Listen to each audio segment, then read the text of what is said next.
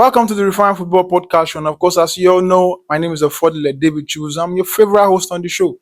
So today, we're going to be discussing about the Super Eagles' unfortunate 1-1 draw with Zimbabwe in the FIFA 2026 World Cup qualifier that was held in Uyo. Not a good result for the Super Eagles. And of course, myself and my team today, we're going to be analyzing our chances of making it to the next year's World Cup. So, Coach, I'm going to start with you. Going just before the game, the master plan was to get in there 3 points. Anything short of a 3 point to kind of hinder our chances at the next World Cup.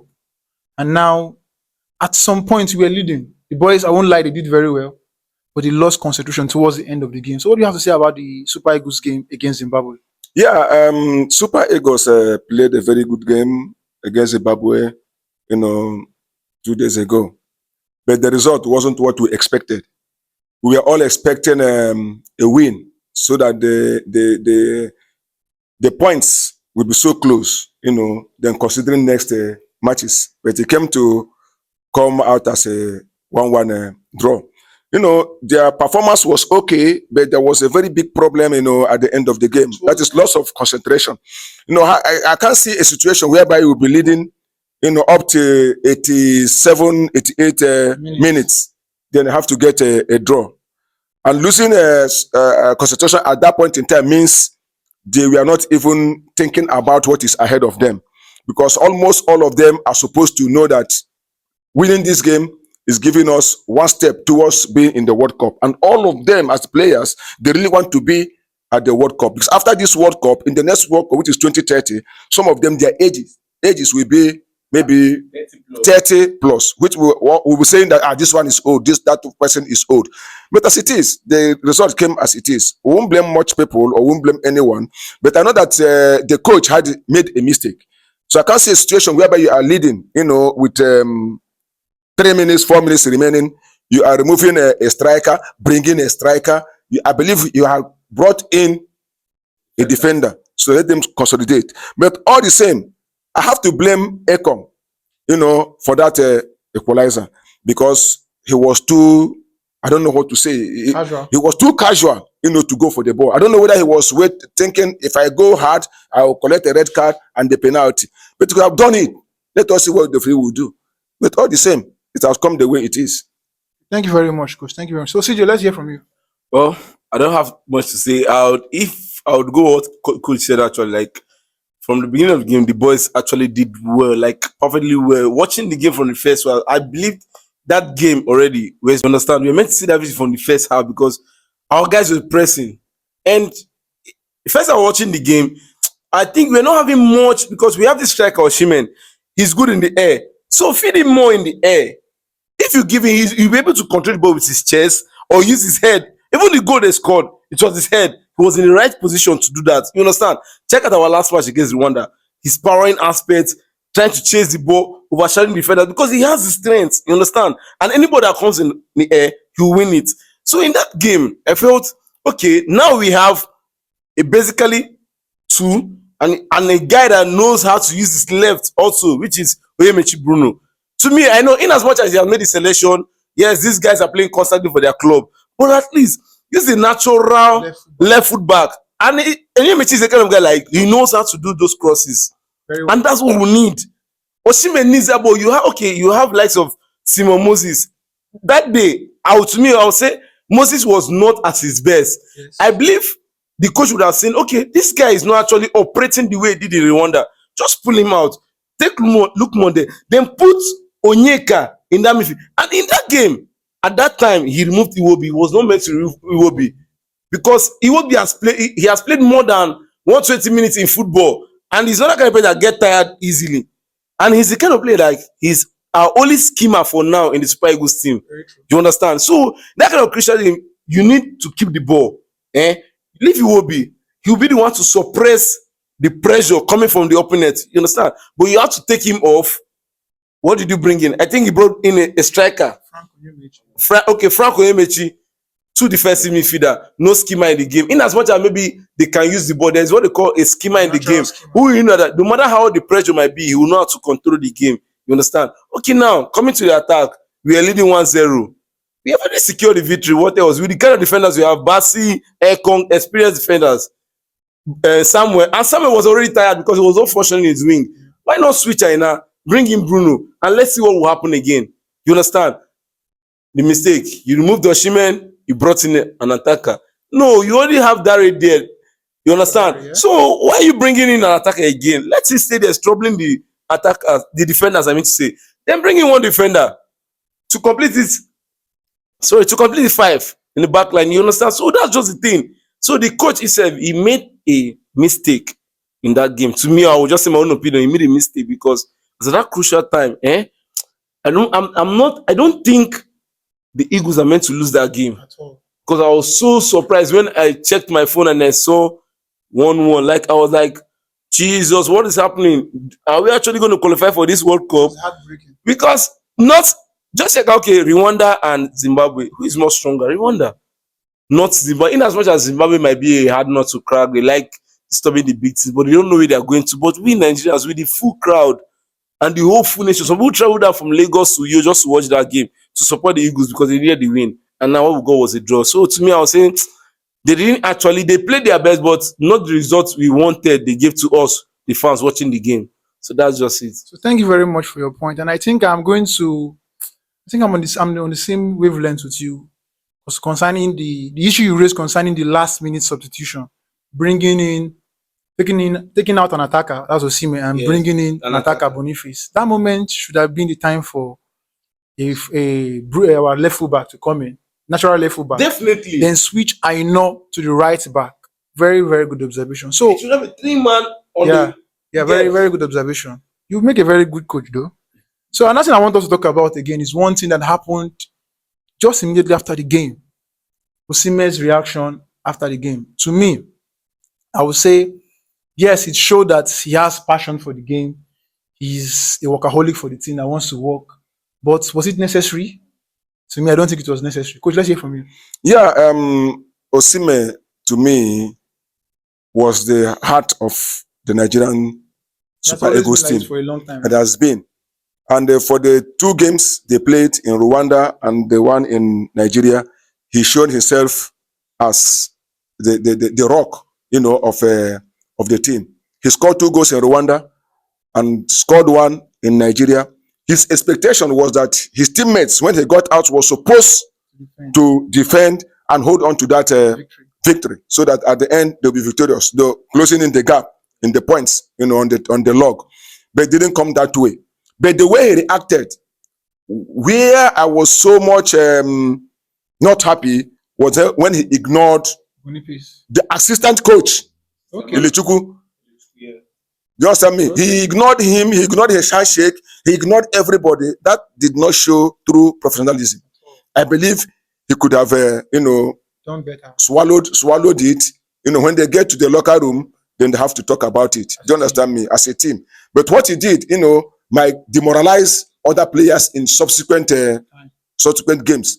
I believe he could have done better than what he did. Thank you very much, Coach. So, CJ, let's hear from you. What's your thoughts? Well, to me, I would say he didn't actually get it in that period. He's a footballer, a professional one by evil to say.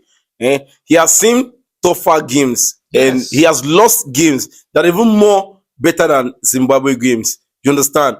After all, Rwanda came to Nigeria to beat us 2-0. You understand? So many players played the game. They were not bothered because see, there's always one thing about football. On your bad day, you lose. On your good day, you win. On your good or bad day, you can draw the game. You understand? That's football. What he was meant to do as a top class striker in the world, you show professionalism. You're the one. He was the one that he wasn't supposed to carry the players. Like, okay, don't worry, let's go. We still have more matches ahead. We can do better. That's why I said sometimes you watch the big players. Watch Ronaldo. He lost against Denmark. He came to an. He said he will score. He lost the first penalty. What did he do? Let's go, boys. It's not over. And he scored. And they won the game. You understand? That's what they call professionalism. That's what they call, like, you're a leader in the team. In as much as you're not a captain. But it's not a must you might be a captain before you become a leader in the team. As Osimhen is, let's say he's a pivot of the Super Eagles. If he's not there, we're like, where this guy? They wait to happen. Even when he had issues with Finidi Jordan, the whole Nigeria backed him up. In as much as maybe he was shouting, You understand? At least, in as much as you are this kind of temperament player, but there are situations whereby you don't need to show it out. This one, you showed it to the world, like your fellow Nigerians, because I believe so many people were in that stadium. And these men that came, these your coaches that came to greet you, they have, if not for situation, they have played football ahead of you in times. They were once there.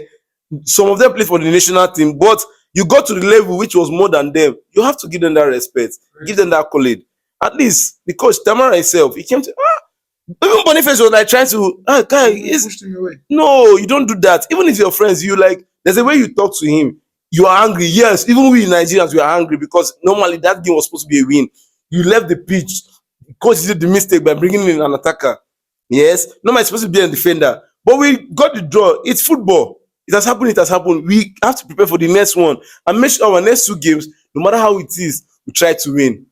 So that's the thing. So now what he needs to do is, to me, I will say, okay, you go back to the nation, guys. If you will text him, no verse, no, this, you understand, everything is settled. Well, because we are here, we don't know what will happen behind. So that's the thing. So that's what I have to say. Thank you very much for your own opinion. And one other point I would like us to touch is the disappointing loss of Brazil against Argentina in their FIFA World Cup qualifier game. And in the history of the South American FIFA World Cup qualifiers phase or era or qualification process, this is the first time in Brazil's history that they will concede 4 goals and lose a game. In that game, Argentina didn't just play well. They showed them samba football, what Brazilians are known for. Because I watched the game, they showed them what they call samba football. They had class Brazil. Yeah. And before that game, Rafinha bragged about that game. He said Brazil were going to win and he was going to score. And when Argentina were 3-1 up, the fans kept chanting his name. Where's Rafinha? Bring him in. Rafinha was in the game. Where is he? Where he be like, say, you know, can't dig in. You can't tell where Rafinha. They never put him now. Who can bring him in? So, coach, what do you have to say about the game? You know, there's something I always say and I always tell my players. Whenever you see a player, bring them, we'll beat them. That player is afraid. That is what happened to Rafinha. Indirectly, he was telling his teammates that he's afraid of the squad that is in Argentina. But he won't say it open. Definitely. And his players, his teammates were unable to understand the message. The message was telling them, I will win them and I will score. He thought it's a club side game. It's not a club side game. Do you understand what I'm saying? That was why I always tell people, anytime Nigeria plays Argentina, they will say, bring Messi. We will show her. We will show him. When Messi comes, he will still do the same damage. Magic. Just to tell you that we are afraid of Messi. In that game, Rafinha was afraid of Argentina because he has x-rayed the squad depth of Argentina. I know that they are nothing to match with Brazil. But what I see in that game is that, or I saw in that game is that Brazil has a good attacking force. But I don't know what happened. That they fall like Popo we don't override for up. Do you understand what I'm saying? To lose with that margin 4-1, which is in the history Guinness Book of Records. You know, for Brazil to lose 4-1 in the World Cup qualifier in South America. No, I don't think it's good. As somebody like Vinicius Junior, Rodrigo, Hendrick, Rafinha, that attack is just like a killer squad. Do you understand me? But as it is, well, it's football. It has happened. It has happened. So they wait for next games. Thank you very much, coach. So, CJ, let's hear from you. Quick one. Well, I never expected that scores to actually happen because I had to stay up night to watch that game. And to be sincere to you, in the presence of the Argentina fans, like Argentina fans were ready for that game. Like the stadium was filled up. You understand? And if you check out this Argentina squad, they don't just play because they are players. They play with passion. Pure passion. You understand? They're not. See, there's a time Brazil was like this. Yes. They don't play because when you see them, Roberto Carlos, Andrino, Ronaldinho, Kaká, like from the dressing room, these guys are already doing magic. You understand? They're already doing magic. Tell you that they don't like from there. You see, they're always happy. That's the same way Argentina is now. To me, Argentina in the world now, before you beat Argentina, you have to try. Even without Lionel Messi, Messi or not, they got 4 goals because those guys, there's something I always say. Those guys, they play with their mind behind their back. No matter the team, anything they're going to meet now, you have to suffer because physically, those guys are good. Mentally, they are good. Technically, because check out Alvarez. Oh, he's in the form this season. Alvarez, Paredes in midfield is something else. This guy, Depor, something else. So many of their players, you understand? Like, if you see the way they played that game, to me, when they scored the first goal, I'm like, this would Because after the Brazil, second goal, I Brazil felt will that actually lose this they're going to match. go down To be big time. sincere, I saw it, like I said, Brazil will lose this game. So after they lost, Rafinha even saying, we'll go be there. See, to me, I'll say now Rafinha is in form, but sorry, he's not that kind of like world class player to me to mention for now. There are players you mentioned that Zlatan, you say I will score, he will do it. Messi, I will score, he will do it. Ronaldo, I will score, he will do it. You understand? Those are the players, but not to Rafinha telling Argentina he will score. No, now those guys did not come to play now. Otamendi is there. Check them out. So that's the thing. So to me, I feel that game, but Argentina deserve the victory. That's what I'll say. Yeah, thank you very much. There was something I saw, maybe it was a joke or a cartoon, where Otamendi was telling Hendrik, wearing number 10, Yeah. stand up today, come, you will play like Pele. I So saw it. I saw it. so to tell you that to wear that number 10 in Brazil is not a easy joke. at all. Yeah. But well, it has happened. That's actually football. That's football for you. That's football because in that game, Brazil really suffered. See, I believe Brazil lacked the kind of midfield prospect they had those days. You understand? Those days when they had the Radio, the Kaka in the attacking midfield, they have the attack, but you can't play Rafinha from the 8th. Even in Barcelona, he does not play from 8. So in that game, he's actually playing for either 8 or 9. And Vinicius can't play Vinicius on 9. Rodrigo is more of the right wing side. You understand? So you see, it's kind of like complicated. They don't have this classical midfielders that can keep up to the ball, keep up to the pace of the ball, hold the ball, mark. Those days, Gilberto Silva, if he talking like this for you, no say problem on day. You understand? So that's it. Radio in the midfield, dribbling, doing a skillful stuff. Kaka, head to head, everything with dribble you and score goal. So Brazil needs to step up their game. I don't know if they need to get a new coach because to me, I see this present coach not being tactical enough because their previous games and games I've watched, I love Brazil. After Brazil is Nigeria as my country, to be sincere. But I love Brazil so much because of the way they play and the kind of players they produce. You understand? So the way they are playing these recent games, I think they are not actually doing their best. They need to put more effort. For Argentina, kudos. And I'm seeing them. See, if I'm not seeing Argentina, I might see them in the World Cup final again. That's the truth. Very, very true. That's my own say too. When I see them play, what they put behind, the efforts, the energy, the stamina, they're always like a family. Yeah, Always like you cannot hurt one person and go scot free. Hurt one person, you hurt the whole squad. definitely. So this is a message to the Super Eagles. I know it's a difficult phase for us, a difficult time, but we'll face times harder than this before, and I believe we can still make it to the World Cup qualifiers. Sure. And again, South Africa still has a pending issue to answer with FIFA, and I believe the hammer falls on them as to get the 3 points. The qualification process is still very open for Nigeria to make it to the next World Cup. So unfortunately, we've come to the end of another exciting edition of the Refined Football Podcast Show.